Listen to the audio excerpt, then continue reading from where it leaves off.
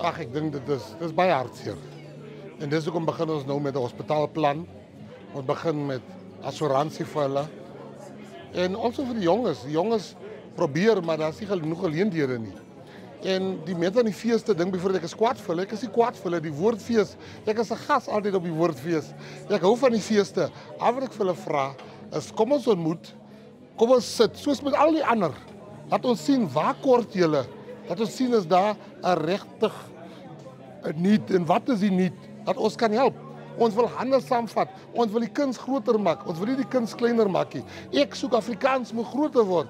Ek raak die herrie in met die mense wat nie die Afrikaanse gedeelte van die stem sing nie.